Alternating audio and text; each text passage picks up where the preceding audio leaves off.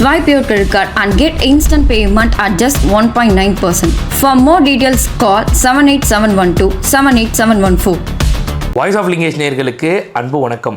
நேற்றைய தினம் நம்முடைய முதலமைச்சர் கரூருக்கு போயிருந்தார். அந்த கரூரில் பல சம்பவங்களை நம்ம பார்த்துருந்தோம். அதாவது திமுகவை மொத்தமாக பார்த்து சூறை விட்டார் அப்படின்னு சொல்லணும். வேற மாதிரியான சம்பவம். உண்மையிலேயே இது வரைக்கும் தளபதி அவர்கள் அரசியலுக்கு பேசின மேடை பேச்சிலேயே இதுதான் தரமான ஒரு ஸ்பீச் அப்படின்னு சொல்லணும்.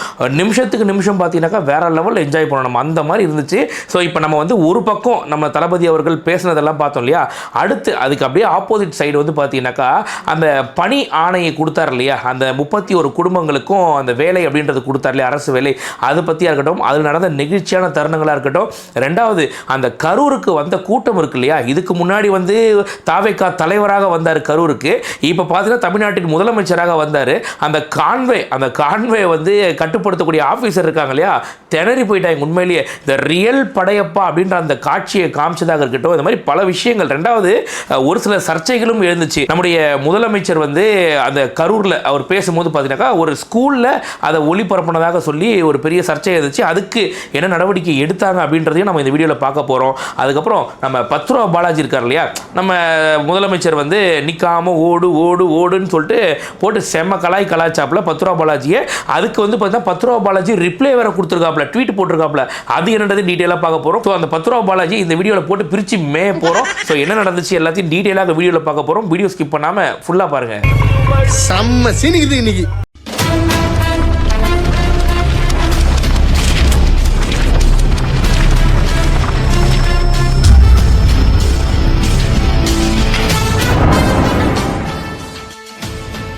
முதல் விஷயம், நம்முடைய முதலமைச்சர் அதாவது நேற்று கரூரில் ஒரு தரமான சம்பவம் அப்படின்னு சொல்லணும். கண்டிப்பாக எல்லாரும் பார்த்துருப்பீங்க. வேற லெவல் சம்பவம் பண்ணியிருக்காரு. அதுக்கு அடுத்து பார்த்தீங்கன்னா நம்ம அதை பற்றி நேற்று வீடியோலேயே நம்ம போட்டோம். நம்ம என்னென்ன பேசினார் அப்படின்னு சொல்லிட்டு தெளிவாக போட்டோம். நம்ம அடுத்து நடந்த விஷயங்கள் இருக்கு இல்லையா, வேற லெவல். முதல்ல நம்ம ஸ்டார்டிங்கில் அந்த க்ரௌட்லேருந்து ஆரம்பித்து அதுக்கப்புறம் அந்த 31 குடும்பங்களுக்கு பணி, அதாவது அரசு வேலை கொடுத்ததாக இருக்கட்டும். அதுக்கடுத்து ஒரு சில சர்ச்சைகள் எழுந்துச்சு. அதுக்கப்புறம் எந்த ஒரு முதலமைச்சரும் சொல்லாத ஒரு விஷயத்தை சொன்னதாக இருக்கட்டும். அதுக்கப்புறம் கடைசியாக 10 ரூபா பாலாஜி என்ன பேசினார், அவருக்கான ரிப்ளையை நம்ம இந்த வீடியோவில் பார்க்க போகிறோம். ஸோ ஒன் பை ஒன் பார்த்துருவோம். நம்ம முதல்ல அந்த க்ரௌடு, அதாவது உண்மையிலேயே சொல்கிறேன், இந்த கான்வே இருக்கு இல்லையா, கான்வேக்குன்னு தனியாக ஒரு ஆஃபீஸர் இருப்பாங்க. அது இசட் பிரிவோ ஏதோ ஒன்று கொடுத்துருப்பாங்க, ஒய் பிரிவோ இசட் பிரிவோ கொடுத்துருப்பாங்க. ஆக்சுவலாக முதலமைச்சருக்கு இசட் பிரிவு நினைக்கிறேன். எஸ், அது பார்த்தீங்கன்னாக்கா அந்த முதலமைச்சரை பாதுகாக்கக்கூடிய அந்த ஆஃபீஸர் இருப்பாங்க இல்லையா, அவங்க உண்மையிலே திகைச்சு போயிட்டாங்க. டேய் யாரா நீங்களாம் என்ன பண்ணுறீங்க அப்படிங்கிற மாதிரி. உண்மையிலேயே சொல்கிறேன், அதாவது அந்த கான்வேவை சுற்றி அப்படியே ஃபுல்லாக அப்படியே நெருக்கிட்டாங்க பார்த்துங்க. அந்த மாதிரி தளபதி மேல இருக்க அன்பை வெளிப்படுத்துறாங்க. ஏன்னா இது வரைக்கும் முதலமைச்சர் வருவார், சும்மா அப்படியே போவோம், நம்ம யாரும் கிட்ட நெருங்க விடாமல் பார்த்துப்போம், அப்படியே அவர் பாட்டு போவார். இதுதான் நடந்திருக்கும் இது வரைக்கும். ஆனால் இந்த தடவை பார்த்தீங்கன்னாக்கா நம்ம முதலமைச்சர் போகும்போது பார்த்தீங்கன்னாக்கா அவருக்கு இந்த அளவுக்கு கூட்டம் வரும்னு நினைச்சது கிடையாது. அதுவும் பார்த்தீங்கன்னா குறிப்பாக இவங்கெல்லாம், அதாவது எப்பவுமே அந்த வழக்கமாக தளபதியோட நிற்பார் இல்லையா, ஒருத்தர் நெட்டையாக ஒருத்தர் இருப்பார் இல்லையா, அவருக்கு அனுபவம் அதிகம். நிறைய பிரச்சாரத்துக்கெல்லாம் போயிருக்காப்புல, அவருக்கு அனுபவம் அதிகம். ஆனால் இப்போ வரக்கூடிய இந்த ஆஃபீஸர்லாம் பார்த்தீங்கன்னாக்கா திகைச்சு போயிட்டாங்க. என்னங்க இவங்க இப்படி இருக்கிறாங்க, எங்களால் முடியலை எங்களால் அப்படின்ற மாதிரி ஒரு சம்பவம். பார்த்தீங்க அப்படின்னாக்கா உண்மையிலேயே சொல்கிறேன், அந்த அளவுக்கு தளபதி மேலே அன்பு மக்களுக்கு வேற லெவல் அப்படின்னு சொல்லணும்.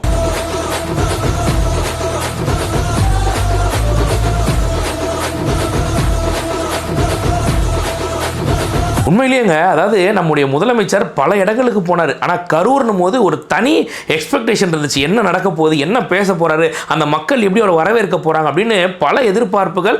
அந்த ரியல் படையப்பா அப்படின்றத காமிச்சிருக்கிறனா பார்த்துக்கோங்க. அப்படியே உண்மையிலேயே நிறைய கூட்டங்கள் நம்ம பார்த்துருப்போம். வேறு கட்சிகளாக இருந்தாக்கா இந்த ட்ரோன் ஷாட்ன்ற பேரில் ஏஐலாம் பண்ணுவாங்க. இங்கே அதெல்லாம் கிடையாது. இந்த ரியல் படையப்பா காட்டுறேன்னு சொல்லிட்டு எப்படி சொல்கிறது, ஒரு தெரு முழுக்க மக்கள் இருந்தால் பரவாயில்ல, அந்த சாலை முழுக்க அவங்க போகிறதெல்லாம் காமிக்கிறாங்க.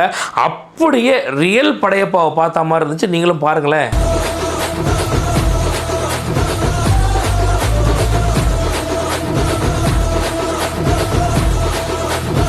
அடுத்து இன்னொரு விஷயம், அது என்னன்னாக்கா அந்த 31 குடும்பங்களுக்கு அரசு வேலை அப்படின்றது கொடுத்தாரு.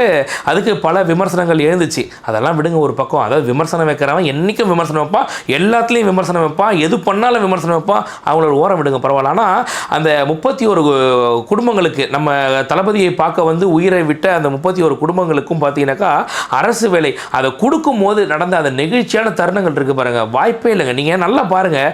நான் உங்களை பார்த்தேன், என்னையை பார்க்க பார்க்கறதுக்கு நீங்கள் வந்தீங்க, கூட்டத்தில் செத்து போயிட்டீங்க, 20 லட்ச ரூபா பணம் தரேன், அப்போ இருக்க அரசாங்கம் ஒரு 10 லட்ச ரூபா பணத்தை கொடுத்து சிம்பத்தி கிரியேட் பண்ணுச்சு. இது எல்லாமே தெரியும். 20 லட்ச ரூபா கொடுத்துட்டேன், அப்புறம் மாதம் 5000 ரூபாய் உங்களுக்கு கல்வி உதவி, திருமண உதவி, என்ன கேட்டாலும் பண்ணுறேன், மெடிக்கல் ஃபெசிலிட்டி வாட்டவர் என்ன கேட்டாலும் நான் பண்ணுறேன்னு ஒரு முடிச்சுட்டாங்க. ஆனால் அவங்களுக்கு அரசு வேலை அப்படின்றத கொடுக்கணும்னு அவசியம் கிடையாது. ஆனால் அதை கொடுக்குறாரு. அதை கூட பார்த்தீங்கன்னாக்கா இந்த சொல்லிட்டேன்றதுக்காக வச்சுக்கப்போ அப்படின்னு கொடுக்காம அங்கே இருக்க மக்கள் வந்து கண் கலங்கும் போது ஒரு முதலமைச்சர் அவரும் கண் கலங்குறாரு பார்த்தீங்களா? அதை பார்க்கும்போது உண்மையிலேயே சொல்கிறேன், அதாவது எவ்வளோ பர்சனலாக இருக்குது பாருங்க. அது அவருக்கு அந்த குடும்பத்தில் ஒரு இழப்பு அப்படின்றது தன்னோட குடும்பத்தில் ஒரு இழப்புன்ற மாதிரி அவர் ஃபீல் பண்ணதை நம்மளால் உணர முடியுதுங்க. உண்மையிலேயே உண்மையான தளபதி ரசிகனால, உண்மையான தாவேக்கா தொண்டனால அதை உணர முடியும். நம்மளை விமர்சிக்கிற நபர்களை விடுங்க பரவாயில்ல, ஆனால் உண்மையிலே அந்த ஃப்ரேமை பார்க்கும்போது நம்மளை மீறி ஆட்டோமேட்டிக்காக கண் கலங்குதுங்க.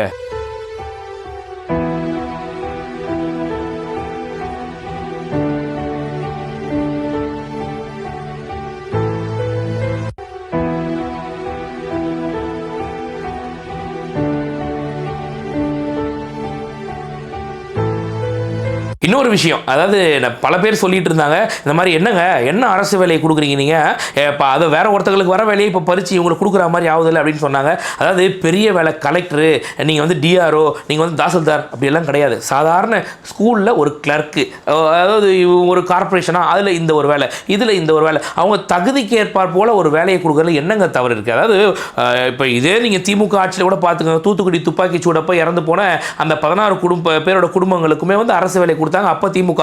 ஆனால் அப்போ எவனுமே இதை விமர்சிக்கல, அப்போ எவனுமே கேஸ் போடலை, அன்னைக்கு விட்டுட்டாங்க. இன்னைக்கு பார்த்தீங்கன்னாக்கா கரூரில் இறந்து போனவங்களுக்கு உங்களை பார்க்க வந்து இறந்து போனால் நீங்கள் கொடுத்துருவீங்களா? என்னை பார்க்க வந்து இறந்து போனதுடா மேட்ரு, அவங்க சூழ்ச்சியால் இறந்து போனாங்கன்னா ஆட்டோமேட்டிக்காக ஒரு க்ரௌடு கிரியேட் ஆகி அதில் இறந்து போயிருந்தா எனக்கு பிரச்சனை கிடையாது. கண்டிப்பாக அது சூழ்ச்சி கண்ணுக்கு நேராக தெரியுதுடா, அங்கே ஒரு தவறு நடந்திருக்குடா, அதுக்காக நான் கொடுக்குறேன்டா. இது ஏன்டா உங்களுக்கு என்னடா பிரச்சனை? பெரிய பெரிய பதவி கொடுத்தா பரவாயில்லடா, சாதாரண ஒரு ஸ்கூலில் கிளர்க்கு கொடுத்தா உங்களுக்கு ஏன்டா கொதிக்குது? அந்த மக்கள் அந்த அளவுக்கு சந்தோஷப்படுறாங்க. அதாவது என் குடும்பத்தில் ஒரு இழப்பு, அந்த இழப்புக்கான நஷ்ட ஈடையும் கொடுத்துட்டாரு, அவங்க இருந்து என்ன செய்வாங்களோ அதை இவர் செய்கிறாருன்னும் போது அவ்வளோ ஒரு நெகிழ்ச்சியாக பார்க்குறாங்க. இது ஏன்டா அப்படி பார்க்காம ஒரு குதர்க்கமாக பார்க்குறீங்கன்ற ஒரு கேள்விதான். 29 வயசு வேலை கொடுக்குறேன்னு சொல்லியிருக்காங்க. பொண்ணுக்கு தாங்க கேட்டிருக்கோம். நான் 10வது ஃபெயிலு, பாப்பா படிச்சிருக்கு, அதனால பொண்ணுக்கு கேட்டிருக்கோம். என் ஹஸ்பண்டும் இல்லை, அதனால சரி அவளுக்கு கொடுத்தாங்கன்னா அவன் என்ன பார்த்துக்குவான். ரொம்ப சந்தோஷமா இருக்கு. யார் என்னென்னமோ சொல்றாங்க, ஏன் கொடுக்குறீங்கலாம் கேட்குறாங்க. ஆனால் இந்த மாதிரி பாதிக்கப்பட்டவங்க எல்லாரும் எப்படி எங்களுக்கு யாரோட கான்டாக்டும் கிடையாது. என்ன மாதிரி யார் இல்லாதவங்களுக்கு ரொம்ப ஹெல்ப். அடுத்து இன்னொரு மேட்ரு, நம்ம எல்லாருமே வந்து நேற்று அதை பற்றி பேசியிருந்தோம். பயல்கள்லாம் வந்து சோஷியல் மீடியாவில் தெரிக்க விட்டாங்க. எந்த ஒரு முதலமைச்சரும் சொல்லாத ஒரு விஷயம், செய்யாத ஒரு விஷயம், 75 வருஷமாக இது வரைக்கும் யாருமே இந்த விஷயம் சொன்னது கிடையாது. அதை நம்ம முதலமைச்சர் சொல்லியிருக்காரு. உங்ககிட்ட யாராவது லஞ்சம் கேட்டாங்கன்னா கொடுக்க முடியாதுன்னு சொல்லுங்கள். என் தம்பி, என் பையன், எங்கள் விஜய் தான் ஆட்சி பண்ணிட்டு இருக்காப்புல, கொடுக்க முடியாதுன்னு ஓப்பனாக சொல்லுங்கள். நான் இருக்கேன் உங்களோட, லஞ்சம் கொடுக்காதீங்க அப்படின்னு சொல்லிட்டு எந்த முதலமைச்சர் சொல்லுவாங்க? நீங்கள் அப்படியே இதுக்கு முன்னாடி இருந்த அந்த முன்னாள் முதலமைச்சர் இருந்தாரா என்ன பண்ணியிருப்பாரு? லஞ்சம் கொடுக்கல அப்படின்னாக்கா விடாதீங்க, அப்பா நான் சொன்னேன்னு சொல்லி லஞ்சத்தை வாங்குங்க அப்படின்னு அவர் சொல்லியிருப்பார். ஆனால் இங்கே இவர் லஞ்சம்லாம் கொடுக்கவே கொடுக்காதீங்க அந்த சொல்கிற அந்த விஷயம் இருக்கு இல்லையா? ஏன் மற்ற யார் வாயிலையுமே வரல, இவர் வாயிலேருந்து வருது? ஒரு பர்ஃபெக்ட் தலைவனுக்கான ஒரு தகுதி இதுதான், அவர் தான் ஒரு தலைவனுக்கான ஒரு மெட்டீரியல் அப்படின்னு சொல்லுவேன் நான்.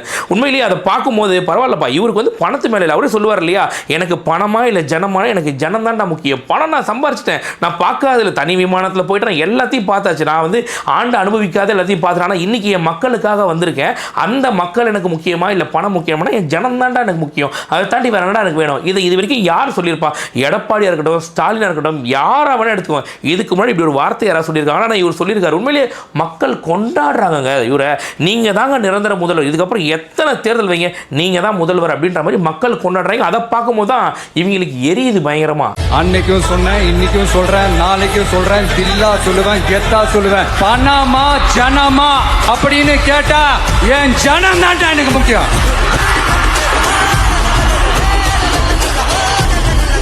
மக்களே, உங்களோட எனக்கு இந்த காசு பணம் முக்கியமா என்ன? இப்போ நம்ம மேல ஒரு சர்ச்சை ஒன்று வருது. அது என்னன்னாக்கா, என்னங்க இது என்ன பண்ணிட்டு இருக்கிறாங்க இவங்க கரூர்ல பேசுறத ஸ்கூல்ல இந்த மாதிரி டெலிகாஸ்ட் பண்ணுவீங்களா நீங்க? என்ன அராஜகம் இதெல்லாம், யாரை கேட்டு இதெல்லாம் பண்றீங்க அப்படின்னாங்க. ஏய் வாயை மூடு முதல்ல. அது தப்பு தான், நாங்கள் இல்லைன்னுலாம் சொல்லலை. பண்ணவனுக்கு உடனே இமீடியட்டாக தண்டனை. இப்படி அந்த தலைமை ஆசிரியர் இருக்காங்களே, பணியிடை நீக்கம், கிளம்புங்க போங்க, யாரை கேட்டு இதெல்லாம் பண்ணுறீங்க நீங்கள், தவறு, அதெல்லாம் பண்ணக்கூடாது. அவர் பேசுகிறது ஏன் பள்ளிக்கூட மாணவர்கள் எதுக்காக கேட்கணும்? ஒரு நியாயமாக தானே கேட்டிருக்காங்க, நியாயமாக தண்டனையும் வழங்கிட்டாங்க. அதாவது அவங்களுக்கான என்ன பண்ணணுமோ அதையும் பண்ணிட்டாங்க. இனியும் ஒரு ஸ்கூலில் இந்த மாதிரி செயல் நடக்கக்கூடாதுன்றது நடவடிக்கை எடுத்துட்டாங்க. நான் என்ன கேட்குறேன், இதே முன்னாள் ஆட்சி நடக்குது, ஐ மீன் முன்னாள் முதலமைச்சரோட ஆட்சி நடக்குது, ஸ்டாலினோட ஆட்சி நடக்குது, திமுகவோட ஆட்சி நடக்குதுன்னு வச்சுக்கோங்களேன். அப்போ திமுக சார்ந்து அவங்க ஏதோ ஒரு மேடையில் பேசுகிறாங்க, அதை ஸ்கூலில் டெலிகாஸ்ட் பண்ணுறாங்க. அப்போ இருந்த கல்வி அமைச்சர் இருந்தார் இல்லையா, அன்பில் மகேஷ், அவர் இந்த மாதிரி நடவடிக்கை எடுத்திருப்பாரா அப்படின்னு ஒரே ஒரு கேள்வி. ஆனால் அண்ணன் ராஜ்மோகன் எடுத்தார். இந்த ஒரு சின்ன எக்ஸாம்பிளை நீங்களே ஒப்பிட்டு பாருங்க, யார் தலைமை யார் தற்குறின்றத. கரூர் மாவட்டம் கிருஷ்ணராயபுரத்தில் உள்ள அரசு பள்ளி ஒன்றில் முதலமைச்சர் விஜயின் நிகழ்ச்சி நேரலையில் ஒலிபரப்பாகி இருக்கிறது. இது தொடர்பாக அந்த பள்ளியினுடைய தலைமை ஆசிரியர் பணியிடை நீக்கம் செய்யப்பட்டிருக்கிறார். இந்த உத்தரவினை அமைச்சர் ராஜ்மோகன் பிறப்பித்திருக்கக்கூடிய அந்த தகவலையும் பார்த்து வருகிறோம். அடுத்து நம்ம 10 ரூபா பாலாஜி இருக்கார் இல்லையா, அவருக்கு பார்த்தீங்கன்னா ரோஷம் பொங்கி இருக்கு பயங்கரமா. அதாவது என்னங்க இவரு என்ன பேசிட்டு போயிருக்காரு, நிக்காம ஓடு ஓடு ஓடு ஓடுன்றாரு. ஆல்ரெடி ஒரு பையனை மதிக்க மாட்டேங்கிறான், இன்னும் ஓடு ஓடுலாம் பாட்டு பண்ணா எங்கெங்க போறது நானுன்னு சொல்லிட்டு அப்படியே லென்த்தா ஒரு ட்வீட் ஒன்று போட்டிருக்காப்புல.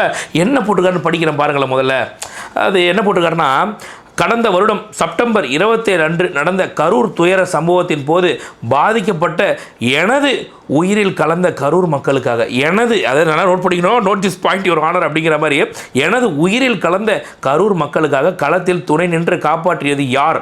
எனது கரூர் சொந்தங்களுக்காக இரவு பகல் பாராமல் முன்னின்று உதவியது யார்?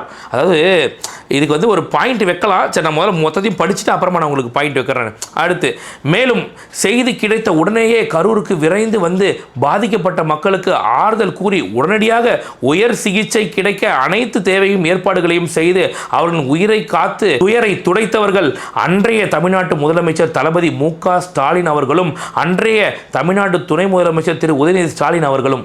இருங்க, இதுக்கும் நான் வந்து கவுண்டர் வச்சுருக்கேன், பின்னாடி சொல்கிறேன் நான். அடுத்து இன்னொன்று என்னென்னா, அன்றைய கூட்டத்தில் பெருமளவு மக்கள் பாதிக்கப்பட்டு மயங்கி விழுந்து அந்த அசாதாரண சூழ்நிலையிலும் தண்ணீர் பாட்டிலை வீசிவிட்டு ஆம்புலன்ஸை வர சொல்லிவிட்டு மக்களை காப்பாற்றாமல் தனது பேச்சை தொடர்ந்து பேசியது யார் அப்படின்னு கேட்டிருக்காப்புல. சரி, ஓகே, ரைட், நான் வரேன், அடுத்ததுக்கு வரேன், சரிங்களா.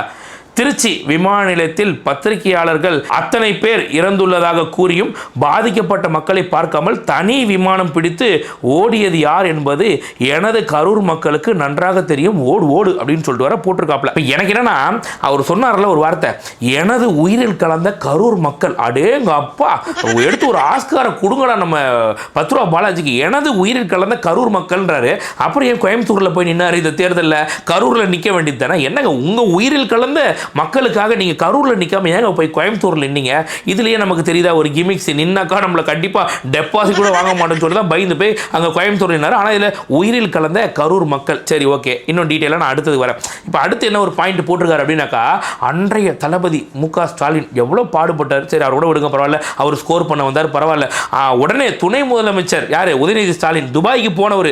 அங்கே போயிட்டு அதுக்கப்புறம் சாவகாசமாக பிடிச்சி வராப்புல. அது என்னன்னாக்கா, எப்படிப்பா எல்லாரும் ஒரே மாதிரி பேசணும் அப்படின்னாக்கா மாட்டி போன ஆளுக்கு ஒன்று மாதிரி பண்ணணும். நீ வந்து என்ன பண்ணுற, விஷயம் கேள்விப்பட்ட 10 நிமிஷத்தில் நீ வர, நீ என்ன பண்ணுற, வேற ஒரு ஊருக்கு போகிற மாதிரி நடிப்பு வரக்க நீ இங்கே போயிடணும். சரியா? எங்கள் அப்பாவுக்கு சொல்லியாச்சு தனி விமானம், அவர் அங்கே வந்துடுவாப்புல. நான் என்ன பண்ணுவேன் அப்படின்னாக்கா, துபாய்க்கு போனேன்னு கேன்சல் பண்ணி இப்படி வரேன் அப்படிங்கிற மாதிரி எல்லாம் கூட்டாக பேசி வச்சுட்டாங்க. ஒரு சம்பவம் நடந்துச்சு. உடனே பார்த்தீங்கன்னாக்கா 10 ரூபா பாலாஜி பக்கத்திலிருந்து வந்த மாதிரி வராப்புலையாக. அந்த கூட்டத்தை தாண்டி மீடியாக்கள் வர்றதே அவ்வளோ கஷ்டப்பட்டுச்சு. ஆனால் 10 ரூபா பாலாஜி டான்னு வந்து நிற்கிறாப்புல, அது வேற லெவல். ரெண்டாவது, நடிப்பு அரக்க இமீடியட்டாக திருச்சிலேருந்து வந்திருக்காப்புல. பார்த்துக்கோங்களேன், எப்படி என்னங்க முட்டை அடிக்கிறது முன்கூட்டியே தெரிஞ்ச மாதிரி வந்து நிற்கிறீங்கிற மாதிரி பல கேள்விகள் நமக்கு அப்பயே வந்துச்சு. ரெண்டாவது, எந்த ஒரு பிரச்சனைக்குமே, தமிழ்நாட்டில் நடந்த எந்த ஒரு துயர சம்பவத்துக்குமே போகாத நம்ம எம்.கே. ஸ்டாலின் கரூருக்கு போயிட்டு கண் கலங்கினதெல்லாம் இருக்கு பாருங்க. ஐயோ, நடிப்பு அரக்கனுக்கு 2 அவார்டுனாக்கா அவருக்கு ஒரு 4 அவார்டு சேர்த்தே கொடுத்துருக்கான்னு சொல்லணும். அந்த மாதிரி இருந்துச்சு. இதில் வந்து உதயநிதி ஸ்டாலின் எங்கே சொன்ன தெரியல, அவரே வாத்தியாரே சாப்பிட்டு சாயந்தரம் தேடுவோங்கிற மாதிரி மறுநாள் காலில் வராப்புல. அதுக்கே பார்த்தாக்கா அவரும் ரொம்ப பாடுபட்டார் வேற சொல்லி வச்சிருக்காப்புல. சொன்னா தானங்க ஏதாவது நமக்கு கட்சி ரீதியாக ஹெல்ப் பண்ணுவாங்க, இல்லைனாக்கா திருப்பி யாரு ஒன்றுக்கு போகிறதெல்லாம் முடியலங்க நம்மளால அப்படின்னு சொல்லிட்டு அவரோட மனக்குமுறல் எனக்கு தெரியுது. பரவாயில்ல. அடுத்து சொன்னாப்புல நம்ம தளபதி அவர்கள் வந்து அவ்வளோ பேர் மயங்கி விழும்போது தண்ணீர் பாட்டில் தூக்கி போட்டு ஆம்புலன்ஸை வர சொல்லு அப்படின்னு சொல்கிறாப்புலையே. அதாவது உண்மையிலேயே மயங்கி விழுறவங்களுக்கு இந்தாங்க தண்ணி கொடுங்க, ஆம்புலன்ஸ் வேணால் வர சொல்லுங்கன்றது தான் ஜென்ரலாக சொல்லுவாங்க. ஏன்னா அவங்க மயங்கி விழுறாங்கன்றது எங்களுக்கு தெரியும். அவங்கள மயக்கம் அடைய வச்சு அவங்கள என்ன நீங்கள் பண்ணீங்கன்றது உங்களுக்கு தான் தெரியும். ஏன்னா முன்கூட்டியே நீங்கள் தான் எல்லா ஏற்பாடுகளையும் பண்ணியிருக்கீங்க. இல்லைன்னா நான் சும்மா சொல்லலை, நீங்கள் வேணால் பாருங்கள். அதாவது பாட்டிலுக்கு 10 ரூபான்னு பாடுறாப்புல அப்போ கீழேருந்து செருப்பு பறக்குது. திடீர்னு பார்த்தீங்கன்னாக்கா ஒரு கவுன்சிலர் முன்னாலே நாளைக்கு கரூரில் கூட்டம் நடக்குது, முன்னால் வந்து பார்த்தீங்கன்னா நாளைக்கு தரமான சம்பவம் இருக்குது அப்படின்னு சொல்லிட்டு போடுறாப்புல. திடீர்னு பார்த்தீங்கன்னாக்கா உள்ள டிரான்ஸ்ஃபார்மர்லேருந்து கரண்ட் கட் ஆகுது. கட்டுக்கடங்காத ஒரு கூட்டம், காவல்துறை எந்த ஒரு அலர்ட்டும் பண்ணலை. காவல்துறை நினச்சா அதை கேன்சல் பண்ணியிருக்க முடியும், அந்த கூட்டத்தில் இல்லை வேணாம் இங்கே நிலைமை சரியில்லைன்னு பண்ணியிருக்க முடியும், இருந்தாலும் நீ உள்ளே போ அப்படின்னு சொல்லி அனுப்பி விட்றாங்க. இதில் அந்த கூட்டத்தில் ஆம்புலன்ஸ் வேறு வருது. மாற்று வழியில் போகாமல் அந்த வழியில் ஆம்புலன்ஸ் வந்து ஆல்ரெடி நெரிசலாக இருக்கவங்கள இன்னும் நெரிசலாக்கிறதுக்கு ஆம்புலன்ஸ் வேறு வருது. மாதிரி பல விஷயங்கள் ஆல்ரெடி சிபிஐயில் இருக்குது. சிபிஐ அதை பற்றி பேச போகுது, அதெல்லாம் தனி செக்மெண்ட். இருந்தாலும் இவர் ட்வீட் போடுறாப்புல, அந்த ட்வீட்டுக்கு நம்ம பதில் சொன்னோம்ல, அதாவது நாங்கள் பாட்டில் தூக்கி போட்டு ஆம்புலன்ஸ் சொல்லிட்டோமாமா, நாங்கள் அது வந்து பார்த்தீங்கன்னா ஒரு குத்தமாமா. டேய், மயக்கம் போடுறவங்களுக்கு தண்ணி கொடுக்கறதுன்றது தெரியாமல் எங்களுக்கு தெரியாது நடக்க போகிறது, ஆனால் உங்களுக்கு தானே முட்டையடிக்கிறது முன்கூட்டியே தெரியுங்கிற மாதிரி எல்லா வேலையும் பார்த்து வச்சிருக்கீங்க. அப்போ நீங்கள் இந்த மாதிரி ட்வீட் போடுறது சகஜம் தான். ஆனால் இதெல்லாம் கூட மன்னிச்சிருவேன். கடைசியில் நிற்காம ஓடிட்டாப்ல, இவ்வளோ பேர் செத்துட்டாங்க திருச்சி விமான நிலையத்தில், பத்திரிகையாளர் கேட்குற கேள்வி கூட பதில் சொல்லாமல் போட்டாங்க அப்படின்னாக்கா, திருச்சி விமான நிலையத்தில் 2 மணி நேரம் நாங்கள் காத்துட்டு இருந்தோம் அந்த மக்களை பார்க்கறதுக்குன்னு சொல்லிட்டு எல்லா ஆவணங்களையும் சிபிஐ கிட்ட சமர்ப்பிச்சிருக்கோம். கண்டிப்பாக கூடிய விரைவில் அவங்களே சொல்லுவாங்க எங்களோட டவர் லொக்கேஷன், எவ்வளோ நேரம் நாங்கள் வெயிட் பண்ணிட்டு இருந்தோம் அங்கே போகிறதுக்கு. அப்போ இருந்த ஏடிஎஸ்பி டேவிட்சன் இருந்தார் இல்லையா, அவர் என்ன சொன்னார், இங்கே நீங்கள் வராதிங்க, நிலைமை சரியில்லை, நீங்கள் கிளம்பிடுங்க. ஏன்னா சாதாரணமாக இருந்த தொண்டர்களே தாவேக்கா துண்டை போட்டுருந்தால் லட்டி அடி. அப்போ பார்த்துங்க பயங்கரமாக அந்த அளவுக்கு எப்படி சொல்கிறது, காவல்துறையை கைட்டி விட்டுருந்தாங்க நம்ம எம்கே ஸ்டாலின் அரசு அந்த டைமில். அதனால் அப்படி இருக்கும்போது இவர் நீங்கள் வந்தீங்கன்னா இங்கே பிரச்சனை பெருசாயிரும், நீங்கள் தயவு செஞ்சு வராதிங்க, மக்களே உங்கள் மேலே கோபமாக இருக்காங்கன்னு சொல்லிட்டு காவல்துறை இந்த மாதிரி சொல்லும் போது, ஏன்னா அந்த டைமில் நமக்கு நல்லா தெரியும் கூட்டத்துக்கு அனுமதி கிடையாது, எல்லா அராஜக வேலையும் பார்த்தாங்க. அப்படி இருக்கும்போது இப்போ அவர் அங்கே போனார்னா இவங்களே ஒரு கலவரத்தை தூண்டி பண்ணுறதுக்கான வாய்ப்பு இருக்குமா இருக்காத யோசிச்சு பாருங்க. அதனால் அவர் வந்து சரி ஓகே நீங்கள் முதல்ல போங்க வீட்டுக்கு, உங்கள் வீட்டுக்கு போலீஸ் ப்ரொடெக்ஷன் நாங்கள் தரோம் நாங்கள் அப்படின்னு சொல்லிட்டு காவல்துறை எல்லாமே சொன்னதாக ஆல்ரெடி அண்ணன் ஆதவர்ஜனாவும் சொல்லிட்டாரு, நம்மளுடைய முதலமைச்சரும் சொல்லிட்டாரு. அவங்களும் அந்த இடத்துக்கு போயிட்டாங்க. இதை எப்படிங்க ஓடி போயிட்டீங்க அப்படின்னு சொல்ல முடியும்? அதாவது இவங்களே குண்டு வைப்பாங்களாம், இவங்களே எடுப்பாங்களாம் அப்படிங்கிற மாதிரி இப்போ ரீசெண்டாக பண்ணாங்க இல்லையா, இவர் ஏன் கரூருக்கு போகலை அப்படின்னு இவங்களே கேட்பாங்க. கரூருக்கு நான் போகிறேன்னு சொன்னால் இவர் போகக்கூடாதுன்னு இவங்களே கேஸ் போடுவாங்க. அந்த மாதிரி எல்லா பித்தலாட்ட வேலைகளையும் இவங்க பண்ணிட்டு நம்ம முதலமைச்சர் மேலே பழியை போட்டு கேள்வி வேற கேட்குறாங்க. இதில் ஓடு வேற, யார் ஓடினது, யார் நெஞ்சு வலின்னு அழுதது, யார் பேண்ட்டில் ஒன்றுக்கு போனது, யார் கட்டிலுக்கு கீழே பூந்துனதுன்றது மக்களுக்கு தெரியாது. என் உயிரில் கலந்த கரூர் மக்களுக்கு கண்டிப்பாக தெரியும். அவ்வளவுதான் மக்களே. நம்ம 10 ரூபா பாலாஜி அவர்கள் பேசினார் இல்லையா, அவர் பேசுறதுக்கு என்ன தகுதி இருக்குன்றத சிபிஐ எடுத்து எல்லாம் வெளியில போடும். ஆல்ரெடி நிக்காம ஓடுன்னு ஓடிக்கிட்டு இருக்காப்ல. இன்னும் நம்ம சிபிஐ வந்து குற்றப்பத்திரிகை தாக்கல் பண்ணாங்கன்னாக்கா இன்னும் ஓடுன்னு வேகமா ஓடுவாப்புல. அது கூடிய விரைவில் நடக்கத்தான் போகுது. ஸோ உண்மையிலேயே இந்த கரூர் சம்பவம் அப்படின்றது தளபதி அவர்களுடைய அரசியல் கெரியர்லேயே ஒரு சூப்பரான சம்பவம் அப்படின்னு சொல்லணும். ஏன்னா நிறைய விஷயங்கள், அந்த கிரௌடாக இருக்கட்டும், அவருக்காக எந்த ஒரு அசம்பாவிதம், நீங்க நல்லா பாருங்க, இப்பவும் கிரௌட் வந்துச்சு, இப்பயும் ரோட் ஷோ பண்ணாரு, ஆனா எந்த ஒரு அசம்பாவிதமும் நடக்கல. அப்படி ஒரு சூப்பரா முடிச்சார், ரியல் படையப்பாவை காமிச்சாரு. 31 குடும்பங்களுக்கு வந்து அரசு வேலையை கொடுத்தாரு. இதெல்லாம் தாண்டி பார்த்தீங்கன்னாக்கா திமுகவை போட்டு பொலன்னு பொழந்தாப்புல, பல பேரை கதற விட்டாப்புல. இன்னைக்கெல்லாம் பார்த்தீங்கன்னா இன்னைக்கு நாளைக்கெல்லாம் பயங்கரமா அல்டிமேட்டா கதறுவாங்க பயங்கரமா. அந்த மாதிரி பல சம்பவங்கள் நடக்கும். அதெல்லாம் 1 by 1 பார்ப்போம் நம்ம. ஸோ இன்னைக்கு வீடியோவை இதோட முடிச்சுக்கிறேன். நன்றி, வணக்கம். மறக்காம சர்ப்ரைஸ் பண்ணுங்க. தேங்க்யூ.